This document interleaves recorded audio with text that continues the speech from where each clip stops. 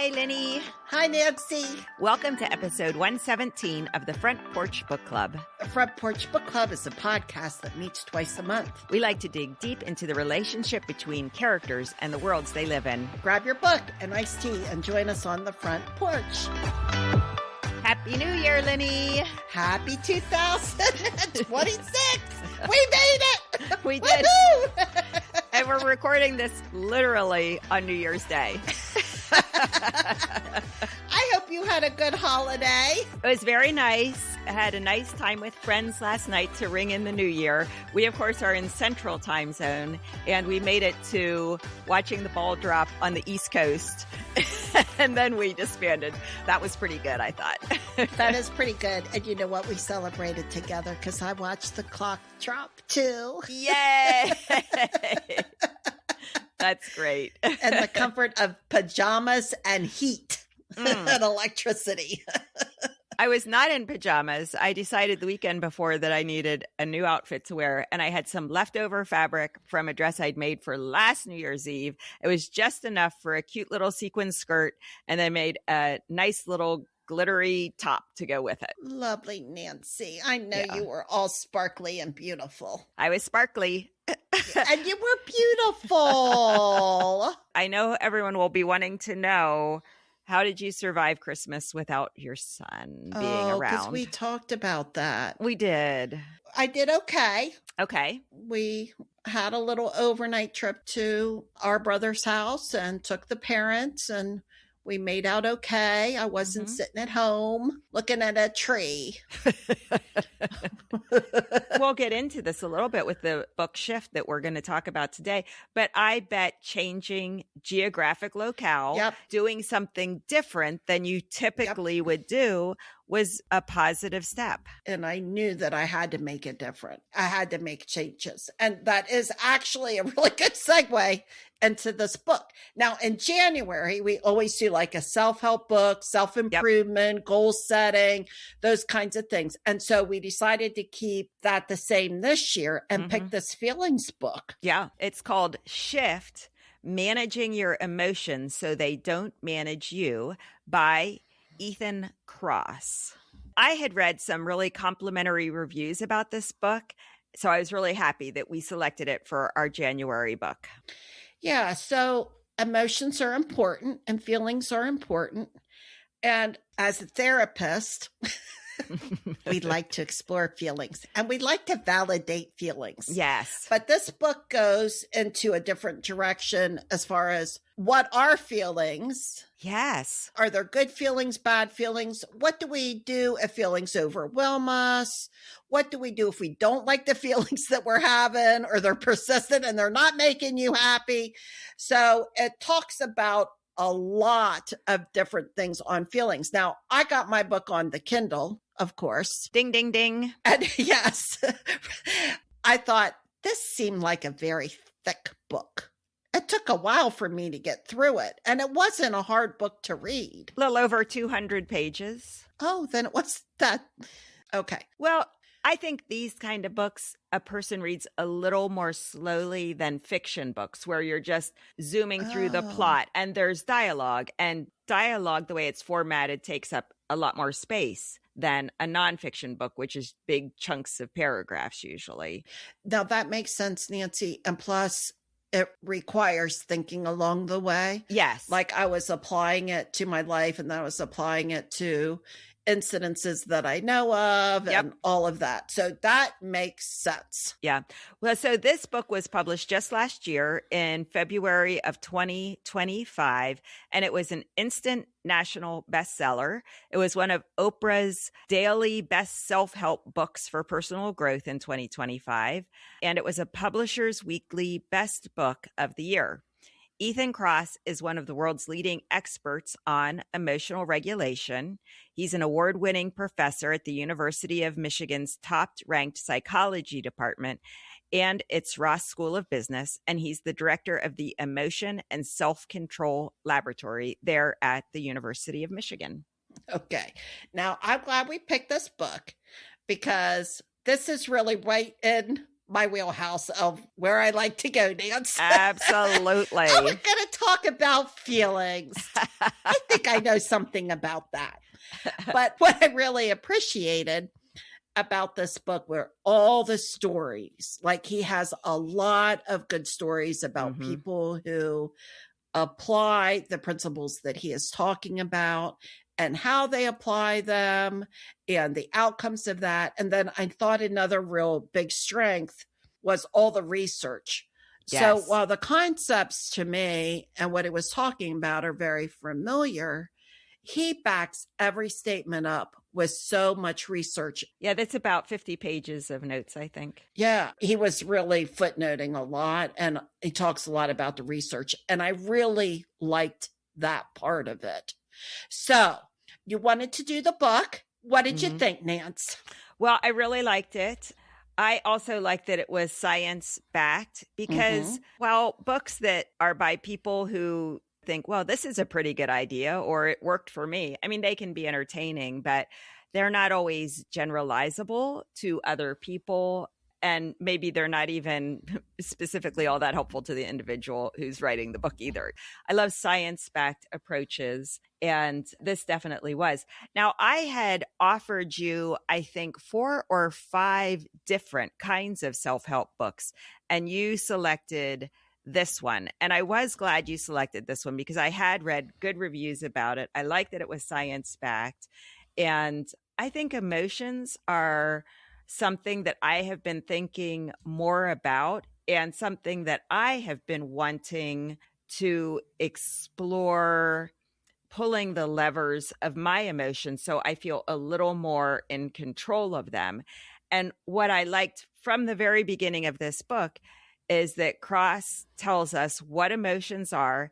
And he says right up front, we have the ability to regulate our emotions. We do not have to be victims of emotions coming and going. You can lead your life feeling very in control of your emotions and regulating them. And that doesn't mean being a robot. It doesn't mean repressing feelings. It doesn't mean wallowing in feelings. And it doesn't even mean, and this was important to me, that there are bad emotions and good emotions. Rather, he says emotions are data for us to use, and regulation is about experiencing them in the proportion that you want to experience them. And I just thought even that setup was very helpful. What part of that resonated mostly with you? Was it that you can have more control of your emotions than maybe you thought you did?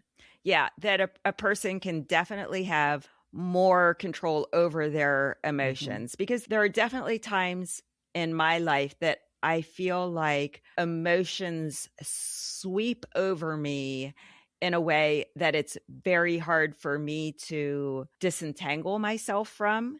And I think the other thing I really did like is leading a happy life is not only experiencing happy emotions.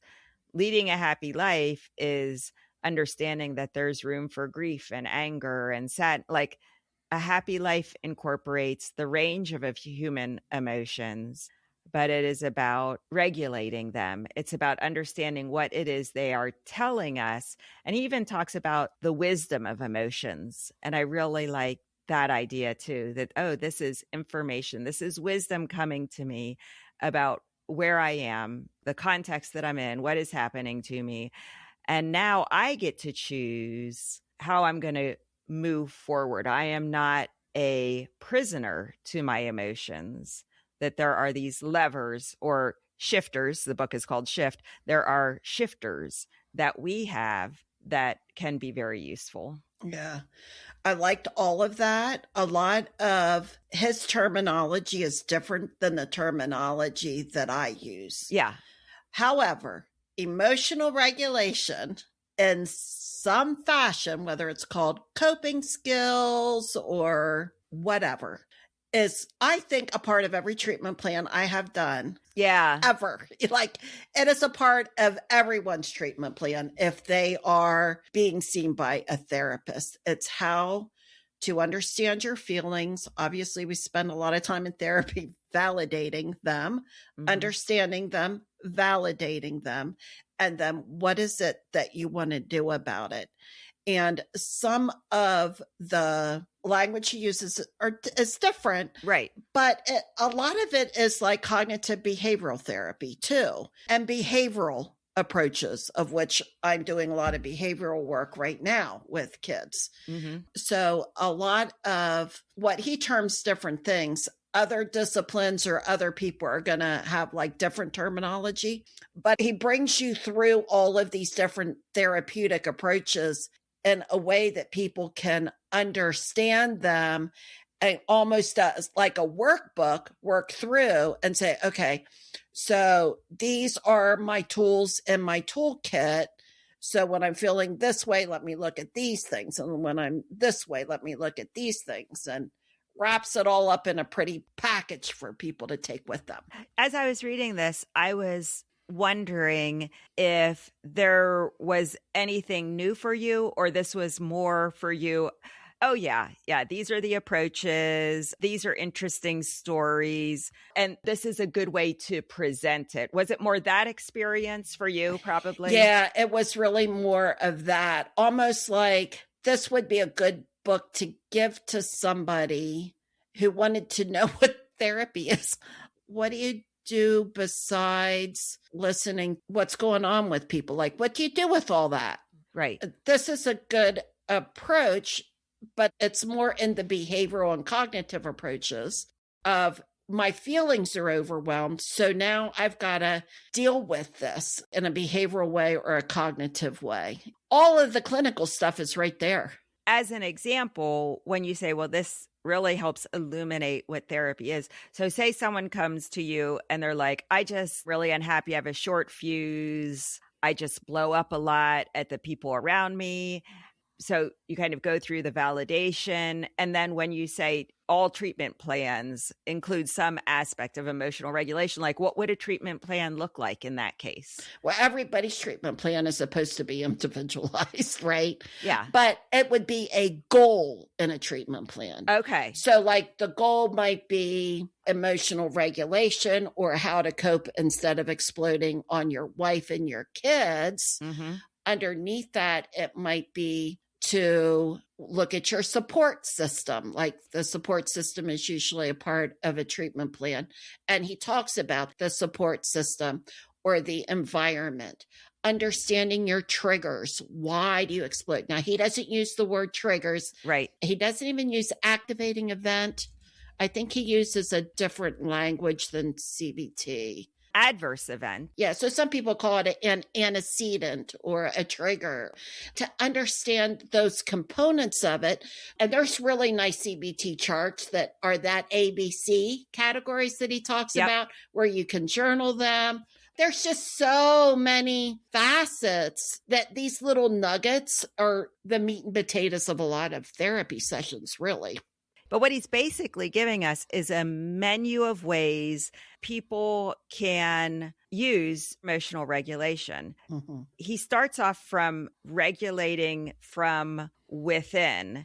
And the three main strategies that I picked up were activating your senses. And I love the story of he's with his daughter. She's in a frumpy mood. Who knows why, even preteen. They're on the way to a soccer game where he knows if she shows up in this mood, it's just going to be bad for her. It's going to be bad for the team. It probably will only get worse and worse if she's not playing well. Then the whole thing is just going to be terrible. And he doesn't do it as a doctor of psychology. He just does this as a dad. He's like, I'm turning on the radio. Journey comes on, and before the Journey song is over, they are both singing at the top of their lungs to the song. And when they get to the soccer field, she jumps out of the car and joyfully goes running to her friends. And he's sitting there thinking, I didn't do that on purpose, but of course. So that sense, the sense of hearing, how listening to a song can really help you regulate your emotions. What a beautiful illustration. But it can also be eating. It can be going to a museum and looking at paintings. It can be touch, hugs. Any of the senses are ways that we can regulate our emotions. Then the second way is the idea of being very flexible with your attention or avoidance. And I know you and I have talked about avoidance and denial and things like that. He says, really, both are fine strategies when used together. So in conjunction with one another, it is fine to avoid something for a while and turn your attention elsewhere. Distract yourself with your attention over here, not forever, but then to be able to flexibly move your attention back to what is going on. I thought that was very interesting. And then the third way was the ABC you mentioned just a little bit ago. So the idea that there's an adverse event, A, then you have a belief about the event, B, and then there are the consequences, and that's the C. And this is the cognitive triangle that you often talk about, I think, right? No, that's not what this is. Okay. But it is like a CBT based thing, but it isn't a cognitive. It's more of a behavioral approach. But what I got from it was the linchpin here is the belief. Right. And you can change your perspective by examining your belief and managing and reformulating your belief about the adverse event. Yeah. And he actually does bring up, some people call it cognitive restructuring. Some people call it this or that. Yeah. You are just looking at the cognitive change and changing your perspective of it. Okay. So I had a trigger right before Christmas. Linda's not in a good place. So I got a pen and paper and I said, okay, Linda, put it to work. And I did kind of journaling, but I said, what outcomes do I want to happen? What are the positives in this situation? What can I change about it? And I came up with 3 things very easily. And my mood lightened and I was able to move on. Boy, that's a great example. So it's changing the cognition of it. And that's different from the cognitive triangle. How? Okay, because that's like an antecedent, the trigger. And then he is focusing just on changing the cognition, right, which is going to change the outcome. Right. And the cognitive triangle, you're really talking about what's put you in a funk. Is it behavioral? Is it cognitive? Is it feeling? And then moving into another area of the triangle to fix it up. But in this whole book, he is focusing because people are in a funk in their feelings. He is really looking at going to the cognitive approach and the behavioral approach, changing your environment, changing the people that you're with. Going to this person instead of this person when you need somebody to talk to. Yeah. What are those things outside of in your environment that you can change and those kind of things? So it's all in there, but it's just different. Okay. Well, why don't you go through some of those more external strategies that he talks about? Oh, okay. Well, changing your geography or your surroundings, I think is very good. Yeah. Now, it's been cold here in the Northeast. And so I've had some time off work and I'm like, I almost feel snowbound, which I kind of do because I tend to hibernate in the winter like a bear. So I'm like, I got to get out of the house. So yesterday I just got out of the house and went and got some pizza for lunch and came back and it made me feel good. Yeah. Intentionally organizing your environment to remove temptation or distractions or add resilience, but your environment can obviously be a trigger or it can be calming, soothing. You can have things in your environment that are good grounders for you. When I was in a funk, it's very easy for me to grab a paper and pencil and write down stuff very simple. I had access to that. First of all, I know it was in my toolkit. Okay, I'm in a funk. I got to reach for something in my toolkit. Easy access. Good. Number 3 is opportunities for emotional refilling, refilling yourself, having a time for yourself. Some people need time by themselves. Some people need all sorts of different things. Oh, this one's very good. People influence you and emotions are contagious. So if you want to be depressed and you want to have a pity party and you go and have that pity party with other people, you can all have a miserable time together. Mm-hmm. You can all feed off of each other. And some people do that very easily. They're so empathetic that then they're down too. And that's okay if you both want to be down. If you're around people that are generally want to have a good time, probably lift you up as well. Mm-hmm. So not always, but a lot of times.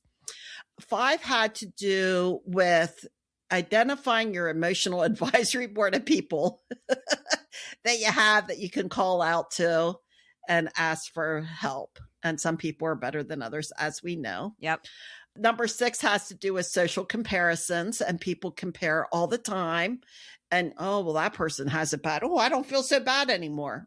You might feel bad if you see people on social media always having fun and you don't feel like you're having fun. Mm-hmm. So just being able to recognize and be aware of that might be an adverse event. You know, the thing that I liked about social comparison is he was saying, look, this is baked into us as human beings. Oh, yeah. Don't think that you can just not compare yourself to others. You will, because we're social beings and we will compare ourselves to others.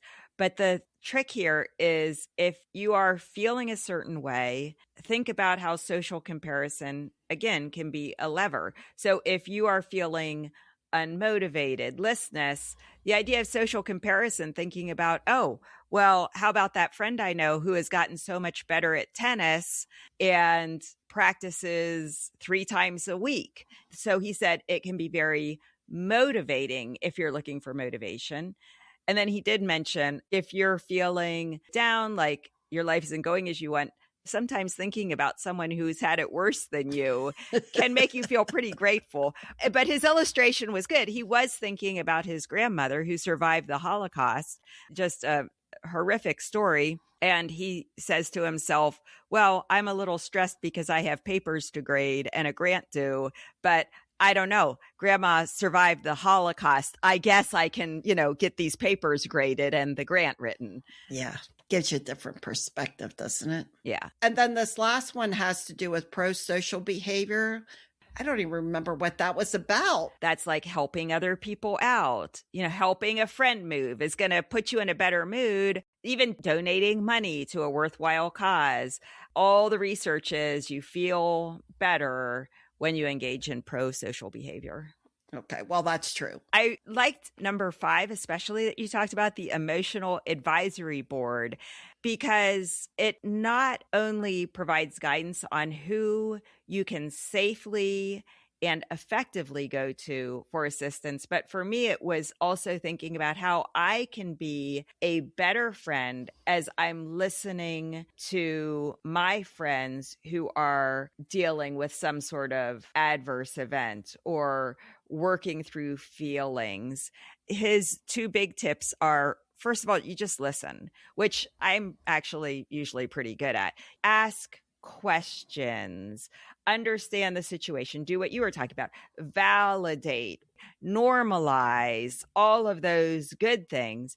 And then when you sense that the individual is ready to move from that point of telling you about the totality of the situation, when you sense that you've got all the information, then you can move to perspective giving. You can try it with just a little salvo. And if it's clear they're not ready, okay, then you back off and you do tell me more about how does that make you feel? What is that like? And then you can keep trying, or you can be very explicit and say, are you interested in hearing my perspective on your situation? And if they say yes, then you can tenderly go forward. Tenderly, using maybe some of these strategies, talk about, do you think going out for a walk, whatever solutions that you might have to offer. So I think that that's what I understood. Is that what your sense is that he was talking in terms of being a good friend and being a good emotional advisory board member? Yeah. How I took it was you want to have a variety of people, because you might call Sue if you just want to vent. and Yeah. be angry and get it off your chest. And she's going to go, yep, sister, I got you. Oh, that is terrible. Yeah. And there might be a friend that you have that might actually cry when you're telling her the story. And that's the one you might want to talk to in some situations. Yeah. And then there's the friend who is more cognitive and not cuddly, that might be more of a problem solver. And maybe that's where you really need to go. So I thought of it as that way. For myself, there's those people, it's like, I need to call Nancy because this is what I need Nancy, or I need this person or that person. So I like the idea of having a lot of people available because it's hard for people. They're really not your therapist, they're your friends. So there are some people that you go through just because you know they're going to be good listeners. Yes. And there's some people who are going to be so funny. They'll be like, oh, rah, rah, rah. And that person will just be so quip and so funny. And I have friends like that too. Yes. Oh my golly, they lighten the mood. That is so hilarious. Yes. That's exactly what I needed. Yeah, they can see the inanity in some situation. Yeah. Yeah. So I like the idea of having a lot of different people. And then I think the balance there would be to make sure you don't have too many people who are just going to be like, oh, poor you. Who are going to just wallow in the situation with you, but never help you extract yourself or get perspective. Maybe all of that doesn't come wrapped in one person, but you realize, look, right now I just want to vent. I just want someone who is going to cry with me, whatever. Great. Now I'm going to move to another person. I'm in a different stage. Yep. What would be some good insights? Like, what would be some good ideas for what I should do next? And then you call that person. Yeah. Yeah. I like that. That is a good way to look at it. Yeah, I don't think everybody can be everything to everybody. Right. Quite honestly, I like the approach. Even in therapy, some people go, I just need to get this off my chest. I just need to vent. They don't want you to solve their problem. Yeah. They just want to come in and they'll say, this is what I need today. I just need to get this out. Just hear me. And they just need to dump it, you know? Yeah, they've been carrying it around. They don't need you to solve their problems. They don't need to talk about coping and CBT. They just need to get the thing out. They go, oh, I feel so much better. As they got it out. Yeah. I liked a lot of this, and activating your senses. A lot of that some people would call grounding skills, grounding mechanisms. And so a lot of those use your senses, music, aromatherapy, looking at calming scenes. One thing I loved doing that would help ground me was my son had VR headset, and he would put me in my chair at my beach where I sit at Ocean City, New Jersey, with waves and seagulls, and calm me, flat me out right away. Seriously. It's just like this, bam, and I'm there. And all of a sudden, it's all gone. Wow. I need to get that in a therapy office. Go to your happy place. Yes, that's amazing. Yeah, it would be like a split second almost. It would just be immediate release. But there's a lot of grounding techniques out there that people use and love. So, yeah, there's just a lot of good stuff in here. I like how he concludes with talking about the role of emotions in goal attainment, because I was thinking about our book last January, Atomic Habits, and Kross writes, goal achievement is tightly intertwined with our emotional lives. And I thought, oh my goodness, that is so profound. That if you're thinking about goal attainment without recognizing the role of emotion, you really are missing an important component of how to make progress in your life. So he describes the WHOOP approach, which is, again, scientifically validated approach. And it's 4 steps. First of all, you visualize your wish. That's the W. Visualize your wish. Then you visualize the outcome. That's the O. Then you visualize the obstacles, the second O. And then you make a plan, the P, for each obstacle using perhaps the shifters for emotional regulation.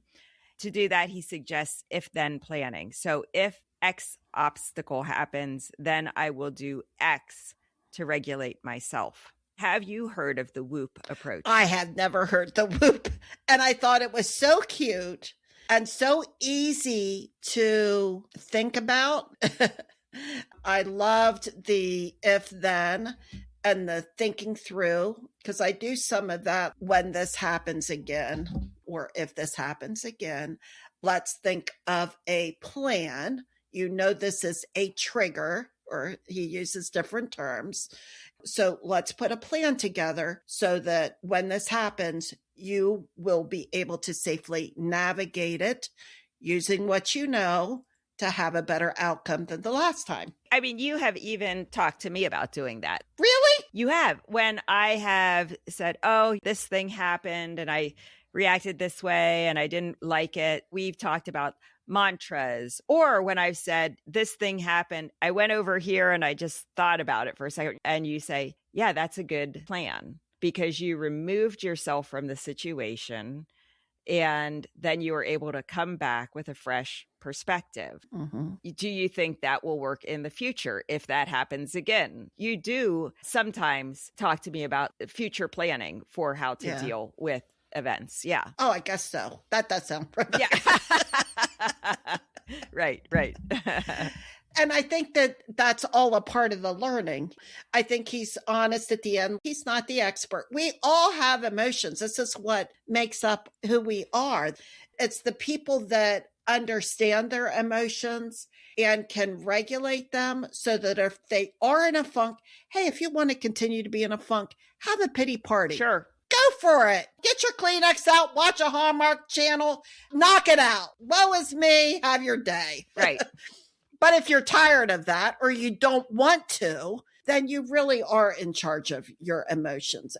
When I was a lot younger as a teenager, I knew emotions had me by my tail. So this has been a lot of growth in this area for me over the years to realize that I ultimately get to choose how I'm going to feel. Mm-hmm. And I've done a lot of work in this area and am a healthier and happier person because of it. Mm-hmm. So I really like this book a lot. I did too. Did you do any of the WHOOP planning that he suggested? Well, that WHOOP is at the very end of the book, Nancy, and I just finished the book. So I have not really put this into practice, but I think it's cute enough that I might be able to use some of that with kids, but I will need to change the language so that I can just say whoop to them and they will get it. So I'm going to have to think about how to make this a little bit more kid friendly, but I like it and I think it's usable. But I do think through things myself about the next time.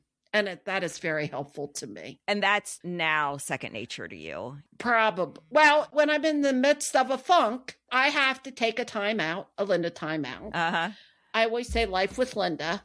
I have to take a time out. And then I have to go, I need something from my toolkit because I really think of it as a toolbox. So I need to do something. And then I work through my toolkit. I know what's in my toolkit. I know what works for me. That's 90% of it. Yeah. And then I do my thing. This is a lot of work.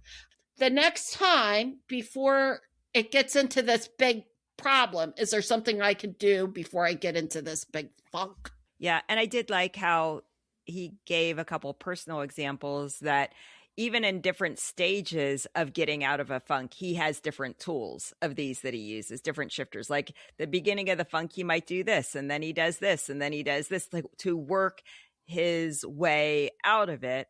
Or it might just be a single thing that he would do for a period of time, like listen to music, go for a walk, or do these sequential things. So yeah, it really is. I think a toolkit is a really good way of thinking about it. Certainly the way he presents it is as a toolkit. And to just play with all of these and see what works for you in what situations, which feels very freeing. Yeah, I think that is one of the strengths in the book, is that he brings up so many options. You just have to find out what works for you and what situations. Going and getting pizza was a great thing for me to do. But I wasn't really low, but I just knew that I needed to be out. Yeah, it did make me reflect back on Atomic Habits, as I mentioned. And you had some very generalized goals from Atomic Habits, but then you did have some more specific ones. And one of them was learning the video board at church. Oh my goodness, that was on it. And you were feeling overwhelmed and feeling like maybe you could not tackle the technology and master it. Why don't you talk about what has happened with the video board? Okay, well, I do make mistakes. It's not perfect, but they haven't kicked me off. But once every 3 or 4 weeks, I'm on the board and I can do it independently. And I like it. And I decided that it needed to have a name. So I was talking to the other tech people, since I'm part of the tech team now. And they said I am the producer of the production. Really? So I put that on my resume. But that's what my job is. I'm the producer. And you know what? When I went to New York City at Christmas a couple of weeks ago, I went to the Broadway Museum, and didn't they have something very similar in the Broadway Museum that the producer does? And I was showing my friends, this is the kind of thing I do as the producer of the live stream. It was right there in the museum. I love that. All the little buttons and the knobs and the shifter thing and all the stuff. I said, but mine actually has a laptop to it, and it has this and that. I forgot that was a part of my goal, but it was changing mindset from I am not a technical person. I knew I put that label on myself. Right. But going through the stress of learning technology and learning something that I had no skills in at all. Like, I'm sitting down looking at this big console and I don't know any of it. I knew there were cameras at the church, but I didn't know where they were. I don't know how to put stuff on YouTube. You take care of that. Like, I don't know anything.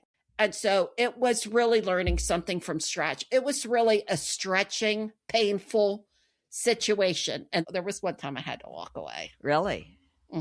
But that's good. You changed your geography. See, you didn't need this whole emotional component. Oh, yes, I did. No, you didn't need to read this book because you already had that in your toolkit. So you knew what I need to do right now is walk away for a moment. Just a moment. And it was before the church service started, so I could do it safely. Walk away between the rehearsal and the live production. And you know what I did? I went and I talked to somebody who is a support person. Not about what I was experiencing, just distraction. Just time to calm down. Yeah. Time to get support. Like, this person likes me. Yes. But yeah, just time away. But yeah, you are probably the best goal person I know. You are very purposeful about your goals. Yeah. And what you need to do, you set your goals, you set out to accomplish them. I know you were tennis and fitness focused. Yeah. And I had a 5-point plan, so I won't bore everyone with all of it. But I will say that some of the overall goals that I set, I feel good about. I have been able to meditate more regularly. I put in place a good sequence of habits that lead to me meditating more frequently. And I know that that is good for me. Although I will say the personal results, I'm not one of those people who's like, well, I meditated so I feel calm and I can feel that throughout the day. Not really, but I know all the science and evidence back up that it is helpful. So I am flying by that knowledge that helps me continue to keep that up. So that's been good. I have had a very regular exercise routine throughout the year. Some of that by, again, putting habits in place. I feel like in my tennis life, I have been able to be a good teammate. I have been able to enjoy the game. Oh, well, here's the case in point. So I played just 2 days ago. 4 of us are assigned to a court. We each serve twice with our partner, and then we switch partners. So we play 3 matches of 8 games. Oh. I have never been in a situation where one of the teams didn't at least win one game of a match. But yesterday, my teammate and I were totally blanked 0-8. I have never played a match like that, because usually when you're assigned to these courts, you're pretty close in skill level-ish. Or if someone's having a bad day, well, they've got their teammate who can, well, no, we were totally blanked. But we had a good time. And I felt really good about that we were just laughing. We were trying hard. It wasn't that we had given up. We were trying hard. We were very scrappy. We were trying to get those points, but each game, it just didn't go our way. So what do you attribute this emotional regulation to? Yeah, I think it is not allowing the negative self-talk to get a toehold in my head. And it's just repeating things like, I'm here to learn. I am here to have fun. I am getting exercise. So it's positive statements and it's factual statements. I am getting exercise. And that is part of what I am playing this game for. Very good. Oh, those are good mantras. I like those. And I'm going to add one to it. Okay. Instead of saying, what did you say? You didn't say skunked. We were blanked. Blanked, yeah. You know what we say in pickleball? What? We were pickled. And you can't. You have to laugh when you say that. You do have to laugh when you say that. And then I have a friend who once he gets off the zero says, "No pickle for you." So it's just for fun. So you can add that to your mantra. That's good. No pickle. I've been pickled. I've been pickled. Because when you say that, you're almost going to laugh. Yeah. That's you very can't good. Not laugh when you say that, when you got a 0-12 score or whatever. Yeah, that's very good. So yeah, I feel good about some of those atomic habits. I'm going to keep them up. I mean, I feel like some of them are a little more incorporated into my life in a way that they have become very habitual, which I like.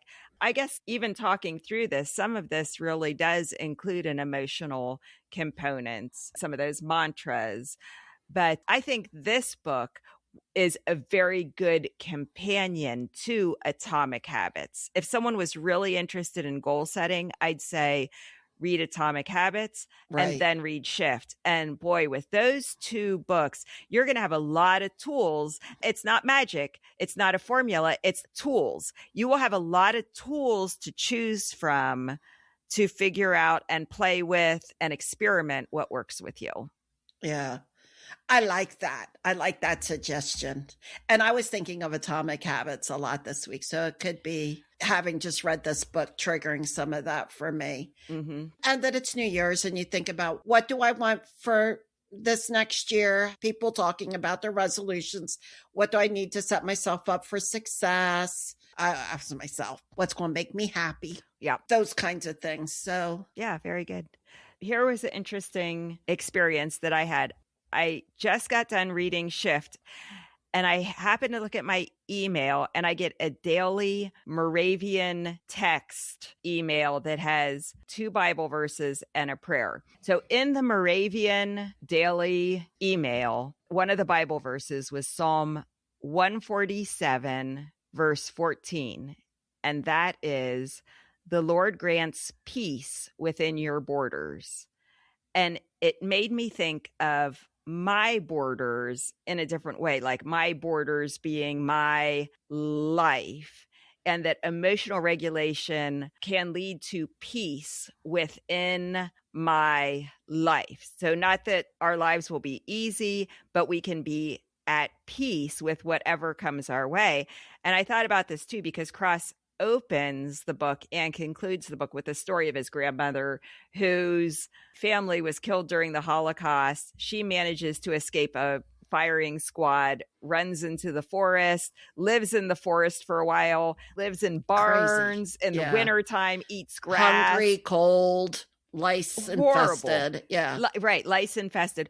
Horrible. She still manages to have a beautiful life. And so I wondered if you think that I'm on the right track here. Do you think emotional regulation leads to peace in our lives? Do you think that that is kind of synonymous in some way? Boy, I see those as two totally different things. Okay. And maybe that's because I'm so behaviorally focused in my job that to me, peace is a totally different feeling and state of mind.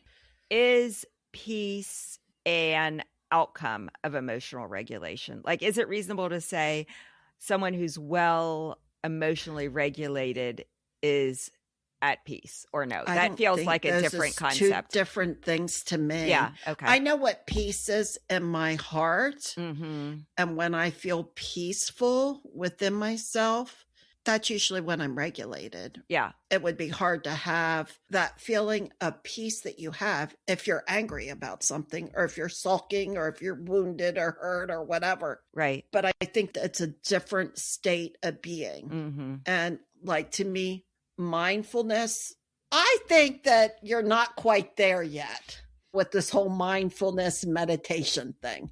I still have great hopes for you to get to experience it the way I do. Okay. I just don't think you got it quite yet. I would agree with that. Yeah. I know what peace is for me. And yes, I feel regulated, but it is a totally different feeling for me. Okay. That's how I take it. There's a nuance there for you that I'm not seeing. Yeah. And I don't get it just in mindfulness. The example that I gave in virtual reality, sitting on my chair at my beach, looking at my waves and the pier, and looking over at the lifeguard and hearing the sea, that gets me there pretty quick. Yeah. You know? But it's through mindfulness training and through some other things that happens very quick for me, I think. But anyway, I just see it as different. What do you think, Nance? Are you seeing it more the same, I guess? When you say that to be peaceful, you are emotionally regulated, that makes sense to me. That captures it. But being emotionally regulated doesn't necessarily mean that you are at peace. Right. So it's necessary, but not sufficient. You could be overly giggly or laughy or joyful. You might say, well, I'm regulated. Maybe, maybe not. Yeah. But it probably isn't peaceful. For me, peace is a totally different state. For you, peace, I think, also has an element of calm. Calm, security, wellness, relaxation. There's something spiritual about it. And for me, peace is more about being at peace. So at peace with life. Okay. At peace with whatever is happening. Contentment or letting go. Contentment, surrendering. Okay. I understand that and I get that. And I think it's because of meditation and being a really strong feeler. It's more of a feeling like I know when I feel peaceful. But you know it too, because it's a state of being or letting go or surrender. It's a different feeling for me, I think, a little bit different. Isn't that interesting?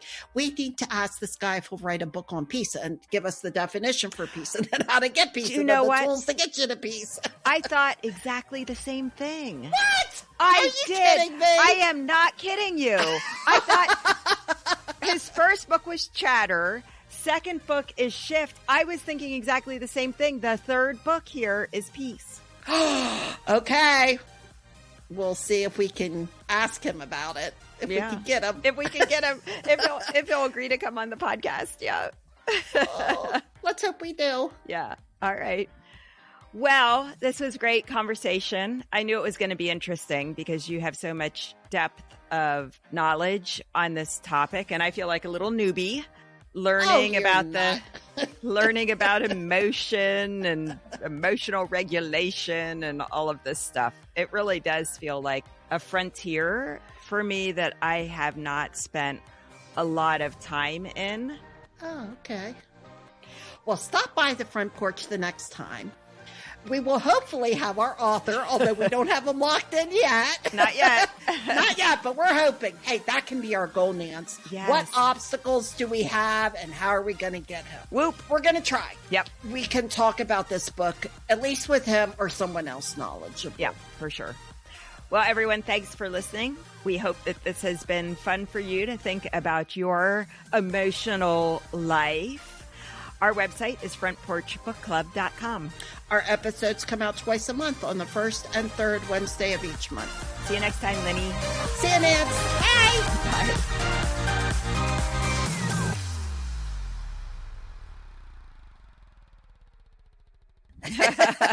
Bye.